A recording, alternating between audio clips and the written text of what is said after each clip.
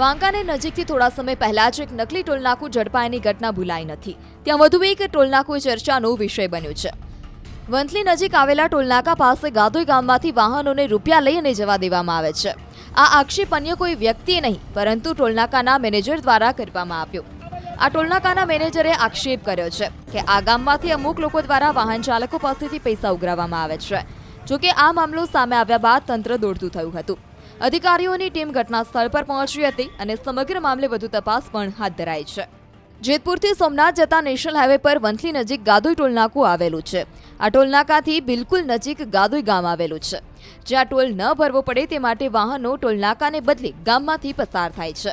ત્યારે 2 દિવસ પહેલા ટોલનાકાના માણસો અને ગાદોઈ ગામના અમુક અસામાજિક લોકો વચ્ચે માથાકૂટ થઈ હતી, જેને લઈ ટોલનાકાના માણસો અને ગાદોઈ ગામના સરપંચના પતિ સહિત 4 ઇસમો વિરુદ્ધ વંથલી પોલીસ સ્ટેશનમાં ફરિયાદ દાખલ કરવામાં આવી હતી.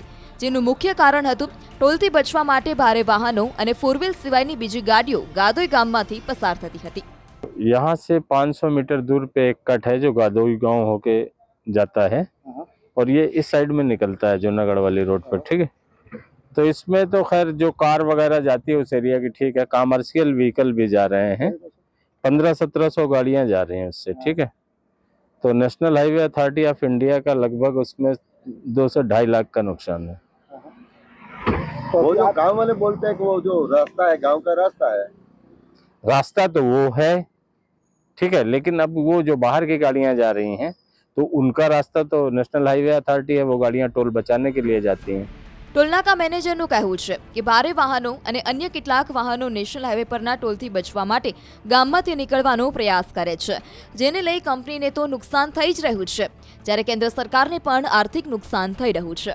તો બીજી તરફ ગાદોઈ ગામના મહિલા સરપંચના પતિએ જણાવ્યું હતું કે આ રસ્તો સુવિધા પથનો છે, કોઈ પણ વ્યક્તિ આ રસ્તે ચાલી શકે છે. ટોલ પ્લાઝા માણસો આ રસ્તે આવી અને આ રસ્તો બંધ કરવા બે દિવસ પહેલા બંધ કરેલો, 15 થી 20 જણા આવેલા અહીંયા રસ્તો બંધ કરવા. તો તેની જાણ મને થઈ અને હું અહીંયા આવ્યો એ લોકોને કીધું કે ભાઈ અમારો સુવિધા પથનો રસ્તો છે, આ અમારા ગામ લોકોને કાયમી આવવા જવા માટેનો વાડી માટેનો રસ્તો છે, આ તમે બંધ ન કરી શકો. તો પણ એની મનમાની ચાલુ રાખી અને આ રસ્તો તો બંધ જ રહે એવું કીધું અને અમે પ્રતિકાર કર્યો સામે.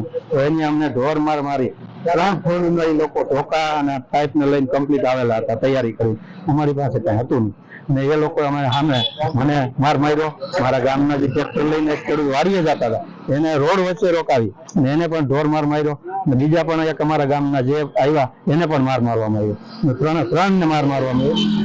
આ સમગ્ર ઘટનામાં નવાઈની વાત તો એ છે કે થોડા વર્ષો પહેલા જ ગાદોઈ ગ્રામજનો દ્વારા જે ભારે વાહનો આ ગામમાંથી પસાર થતા હતા ત્યારે રસ્તો તૂટી જવાની બાબતે આંદોલન પણ કરવામાં આવ્યું હતું. ત્યારે હવે હાઈવે પર ટોલનાકું હોવા છતાં પણ ટોલ ટેક્સના પૈસા ન ભરવા પડે અને ઓછા પૈસે ટોલનાકા નજીકથી પસાર થઈ શકાય તે માટે વાહન ચાલકો આ રસ્તેથી જ જવાનું પસંદ કરે છે. તો બીજી તરફ ગાદોઈ ગામમાં જે સરકારી સ્કૂલ આવેલી છે ત્યાં ભણવા જતા બાળકોમાં પણ ભારે વાહનોને લઈ ભય જોવા મળી રહ્યો છે. અમારો જાહેર માર્ગ છે, અમારા સગાવાલા આવતા હોય, અમારે ગામમાં 15-20 તો ગાડી છે એ નીકળતી હોય તો મારા પતિ ઉપર આ ટોલનાકાવાળા આવારા તત્વો આવીને હુમલો કરી ગયા અને મારીને એને પોલીસ ખાતું લઈ ગયું છે.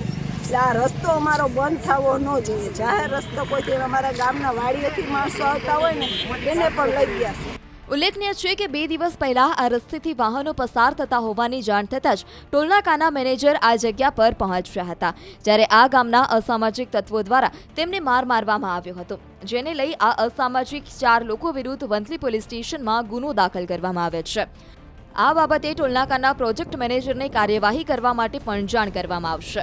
ટોલનાકા ખાતે રાઇટિંગનો બનાવ બનેલો, જેમાં ફરિયાદી રાજેશભાઈ અર્જુનભાઈ છૈયા કે જેઓ ટોલનાકા ખાતે મેનેજર તરીકે નોકરી કરે છે, જેઓને આ કામના આરોપી રામલભાઈ પૂંજાભાઈ જલુ, જગદીશ પૂનાભાઈ ચુડાસમા, દિનેશભાઈ જલુ, દીપુભાઈ જલુ તથા તેમની સાથે એક અજાણ્યા ઈસમ કે જેઓએ જ્યાં ટોલનાકું પસાર થાય છે તેની બાજુમાં ગાદોઈ ગામ જવાનો રસ્તો છે, તે રસ્તા પાસેથી એ લોકો વાહનો પસાર કરાવતા હોય, જેથી ટોલનાકાના મેનેજરે વાંધો ઉપાડતા તેઓ વિરુદ્ધ લાકડા તેમજ લોખંડના હથિયારો સાથે પાઇપ વગેરેથી એમનો હુમલો કરી અને હુમલો કરેલો હોય જે બાબતે રાજેશભાઈ વંથલી પોલીસ સ્ટેશનમાં ફરિયાદ જાહેર કરતા વંથલી પોલીસ સ્ટેશને આગળની તપાસ હાથ ધરેલી છે. તો આ તરફ રસ્તા પરથી પસાર થતા વાહન ચાલકે ટોલનાકાનો ભાવ વધારે હોવાથી ટોલનાકું ન ભરવું પડે તે માટે ગાદોઈ ગામમાંથી પસાર થતા હોવાની વાત કબૂલી હતી. જો કે ન્યૂઝ 18 ગુજરાતી પર આ અહેવાલ પ્રસારિત થતાં જ તેની ધારદાર અસર જોવા મળી હતી. અહેવાલને પગલે તાત્કાલિક અસરથી મામલતદાર સહિત અધિકારીઓની ટીમ ઘટના સ્થળ પર પહોંચી હતી. ગાદોઈ ટોલ નાકાનો વિવાદ શરૂ થતા જે રસ્તેથી વાહનો પસાર થાય છે ત્યાં હાલ છે તે અધિકારીઓની ટીમ પહોંચી છે. ટીડીઓ, મામલતદાર, આરએનબી, પોલીસ ખાતાના તમામ અધિકારીઓ છે ત્યાં રોડ ઉપરથી જે વાહનો પસાર થાય છે ત્યાં પહોંચ્યા છે અને સરપંચ અને ગ્રામજનો સાથે છે જે વાત કરી રહ્યા છે કે આ જે રસ્તાનો વિવાદ છે તેને લઈને શું હકીકત છે. ત્યારે સરપંચ અને ગ્રામજનો દ્વારા કહેવાનું છે કે ટોલ નાકું હમણાં બન્યું છે, આ રસ્તો તો વર્ષોથી છે, ગાદોઈ ગામ વર્ષોથી છે. અમે તેને ટોલ નાકું બનાવ્યા પહેલા અરજી પણ આપી હતી કે આ ટોલ નાકાને લઈને કોઈ વિવાદ ન થવો જોઈએ.